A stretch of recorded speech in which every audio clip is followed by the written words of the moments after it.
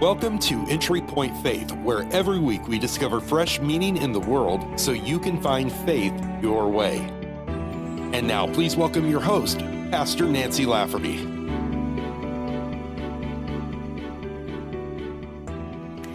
A young woman named Emily tells us the following story. When I was young, my father said to me, "Knowledge is power. Francis Bacon." I understood it as knowledge is power. France is bacon. For more than a decade, I wondered over the meaning of that second part and what was the surreal linkage between the two phrases.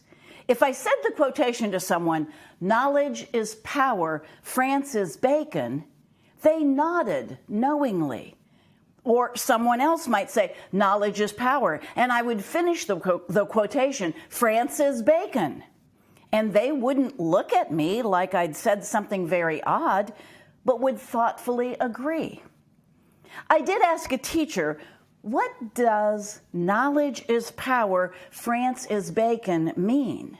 And I got a full 10-minute explanation of the knowledge is power bit, but nothing on France is bacon. When I prompted further explanation by saying, "France is bacon?" with a questioning tone, she just said, "Yes." At 12, I didn't have the confidence to press it further. I just accepted it as something I'd never understand. It wasn't until years later, when I saw it written down, that I finally understood. Knowledge is power. Francis Bacon. Emily, what a great example of the capacity that we all have for holding on to misunderstandings and even sharing them with other people. France is bacon is now one of my favorite stories, and when I read it several months ago, it became the inspiration for today's message. Many of us walk around with the wrong song lyrics in our heads. For example, instead of singing, "I can see clearly now, the rain is gone," some people sing, "I can see clearly now, Lorraine is gone." Instead of "Hold me closer, tiny dancer," we sometimes hear, "Hold me closer, Tony Danza." When my oldest son was about 3 years old, the Supertramp song, "Take the Long Way Home," was very popular, and it was one of our favorite songs. When he would sing along with it, he always would drop the H from the word home and end up sounding like a kid from Liverpool. "Take the long way home. Take the long way home." A woman named Nina shares this experience.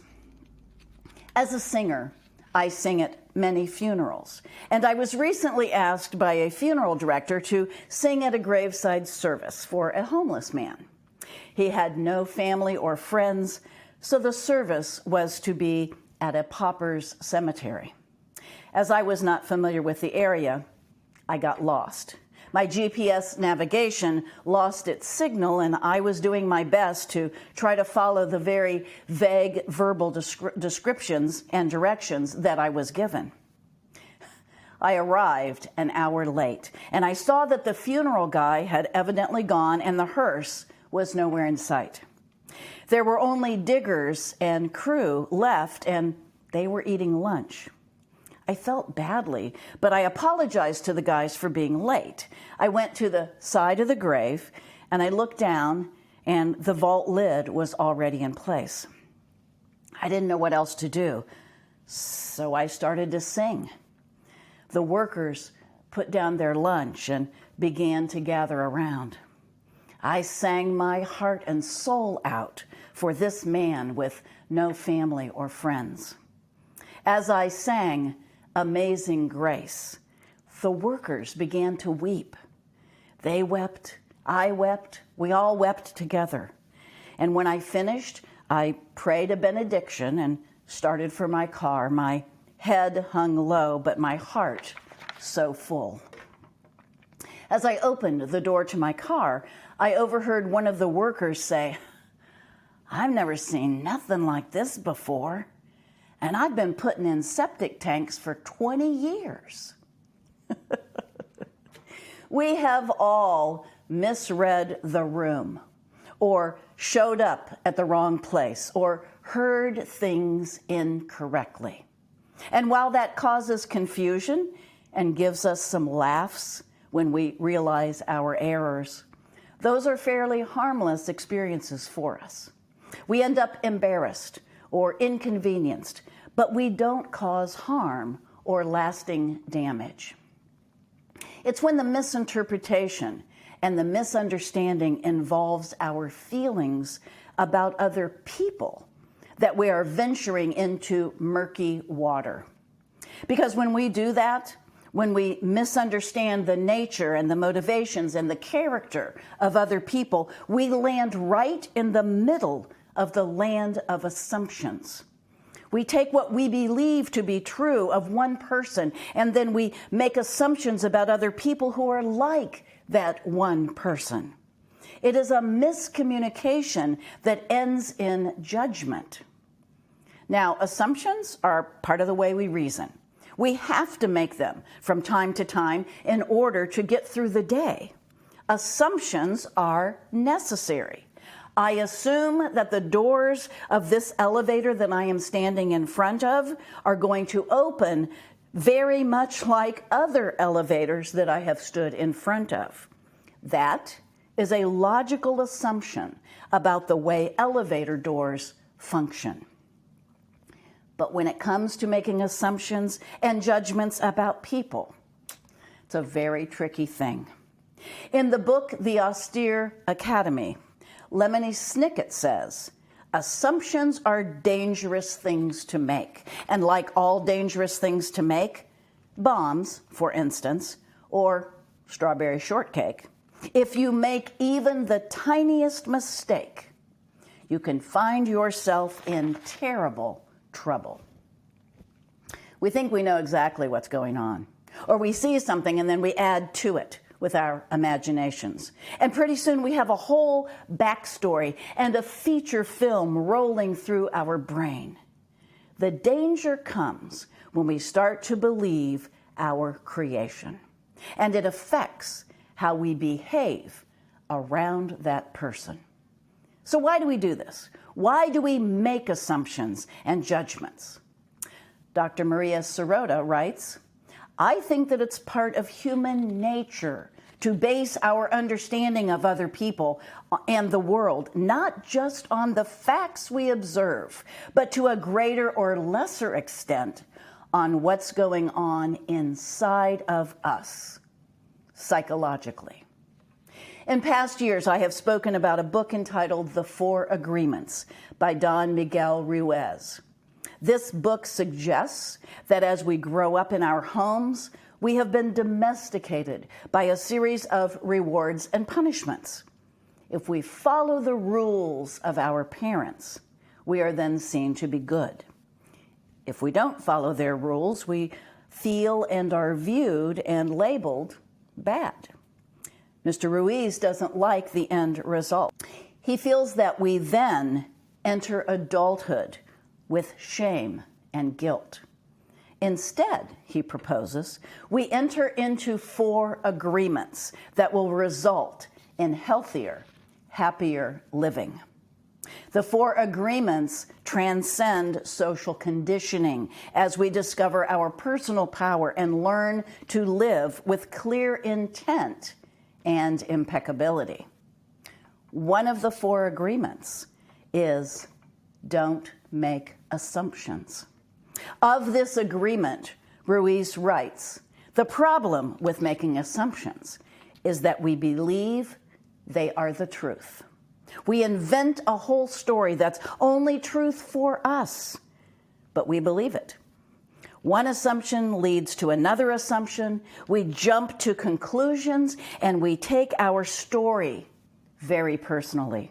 We make assumptions. We believe we are right about our assumptions, and then we defend our assumptions. Ruiz would like us all to begin to break the habit of making assumptions so that we can have a better life. Making assumptions backfires on us. You want to know how? Ruiz tells us that we make assumptions because we are too afraid to ask questions. We don't ask the questions that we need to ask, and then we jump to conclusions when thinking about the behaviors of others. We get so good at making assumptions that we ultimately assume everyone else sees life the way we do. We assume that others think the way we think, feel the way we feel, and judge the way we judge. Our assumptions and judgments about each other drive us far apart. We just never really know what is going on inside the other person. And if we don't ask, we are left to make those faulty assumptions.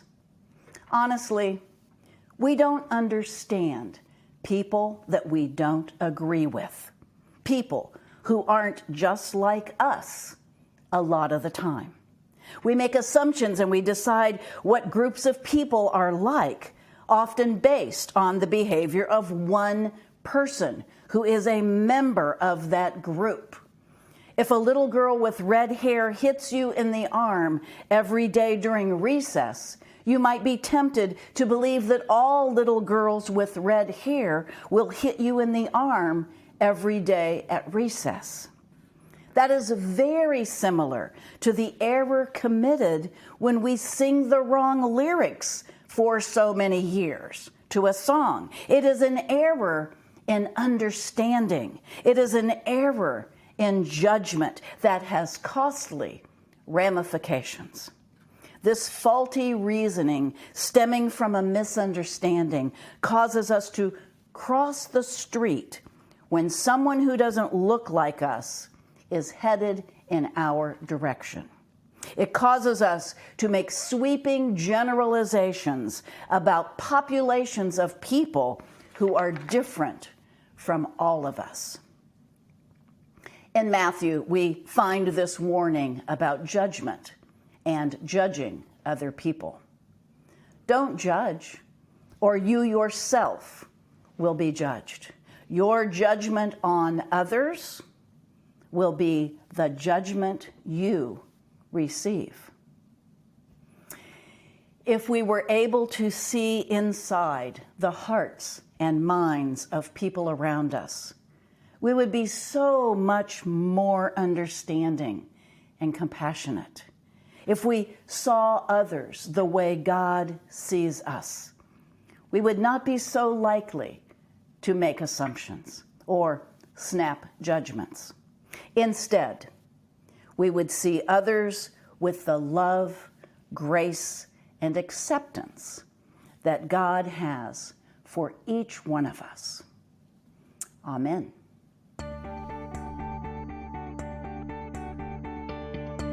Thanks for joining us this week on Entry Point Faith.